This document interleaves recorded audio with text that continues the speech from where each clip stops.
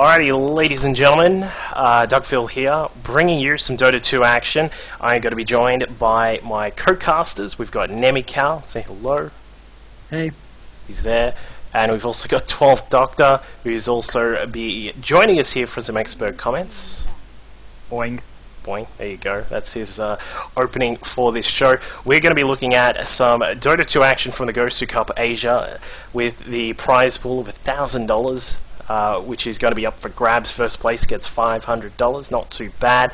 Brought to you by Gosu Gamers, of course, hosted by them and powered by MSI Notebook, Gigabyte, and Ava Media.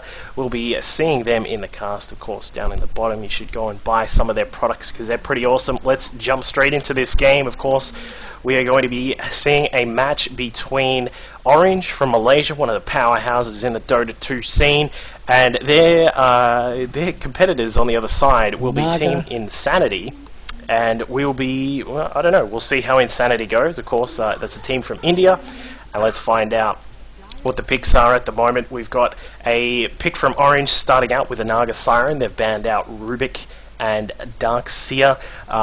For those of you playing at home, you might be seeing the bans are actually in a little sort of picture. We don't know what's going on with that, but that's some sort of Dota 2 issue. The bans from iNSaniTy are Nature's Prophet and Tide Hunter, and they have picked up an Enigma first. Yeah, that was... they had to. They could not afford to let Orange pick up the Enigma as well, otherwise that would just be complete insanity. No pun intended with that. I see what you did there. There was no pun. It would be insane of them to just let Orange have the Enigma as well. It would be a murder fest for them. Yep. But the Tide Hunter's gone as well, so they don't really have anything to combo with the Naga Siren. Well, they could always pick up the Invoker and have some Sunstrikes land, or a Meteor or something. Invoker is still in the pool, so I wouldn't be surprised to see that picked up. And we've got a Leshrac out here from iNSaniTy, so they've gone for a little bit of AoE there. Templar Assassin still available. Faceless Void still available with his Chronosphere. Yep. They could be caught out even if Enigma does pop off at Black Hole, so it's looking pretty even so far, the way the picks are going. So yeah, I'll pick up a carry here. There you go, Templar. So we've got the Naga and the Templar. Yeah, going to see some interesting assassin play. So yeah, obviously the two big heroes here for Orange at the moment. They've then gotten a Lina. Interesting. Lina is an interesting hero. She can be a carry. She can also be a very decent support with lots of spells which cast huge AoEs, and her ultimate, the Laguna Blade, huge bursts of damage. I think that burst damage says it all, because between TA and Lina and, well, even the Naga Siren, like, they can lock down a target with the ensnare and then just burst them down. Have you ever seen Alina initiate with the Laguna Blade as well? So much damage, it scares the living hell out of your enemies. And later on, I don't think the cooldown is that great later on. It's, I can't remember the cooldown for it. Let's see. Ooh. Yeah, like 70-50. Upgradable with a Naganim Scepter, so the cooldown is once every minute. Well, And interesting Phantom Lancer pickup. Nemical That's what I was saying picked before. it earlier. He said, "I want to see a Phantom Lancer." Will we see it? And we do. We've got iNSaniTy picking up a Phantom Lancer as their third pick. We're now going to the band stage as well. Rider. We need a Bat Rider now. Man, Bat Rider and Windrunner with a Lothar. That'll make Toby happy. I just got word, by the way, that we have got, thank you to Mr. Blue, who is let me know that it is Ice Ice Ice from Zenith, who is Fried Butterflies down there on Team Orange. Cool. Interesting to see him there. But yeah, we'll get to the teams in just a second. But yeah, we're still obviously in this in the slightly modified. Of course, in the recent patch, we saw a change to the way that the bans is done. Is no longer a 3-2, it's now a 2-3, and we've spoken about it earlier on in the night, how it does add a little bit of a possible diversity, because you have to be a little bit more careful with where those two bans go. But it looks like we've got Orange banning out the Keeper of the Light, so he's going That's to... a really highly unusual ban, because look at their team, Leshrac and Phantom Lancer, that's like all push. Even the Enigma can push, but like Coddle's like the biggest anti-push.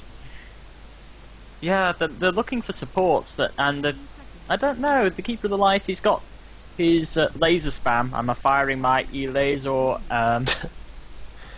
His name's Ezalor. And I don't know. It's a bit of an odd choice, isn't it? Disruptor ban. That's a decent one. Disruptor's seen a lot of play recently, especially with his huge ultimate and the silence and the glimpses being used to such extreme effect, and the barrier. It just stops you from going anywhere. And if you combo all of them off at the same time, it just forms such a lethal combo. Especially with it. They could have taken it themselves and teamed it up with their Enigma for the black hole, but yeah, it's a decent ban. Taking an awful lot of time. There we go. Queen of Pain. They're taking out intelligence heroes, I've noticed. Yeah. The Maiden. Oh, want to ban the Crystal Maiden? Don't want that beast getting in the game. We've been talking about how she's... Yeah, well, I mean, we're talking about how there was no sort of real combination or anything to go with Enigma, but I mean, if you...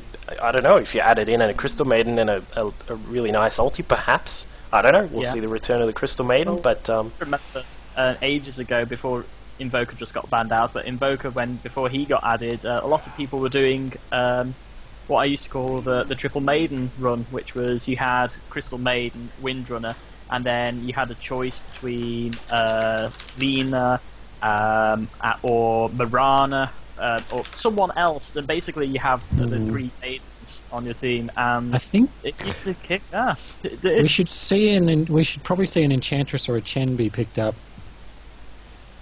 Somehow they've both evaded the Fools. Nature's Prophet was first to go from Insanity, but both of the creep controlling heroes made it through, so I don't know whether Chen or Enchantress is better than the other at the moment, and probably Enchantress because of her impetus, just putting so much right click behind it.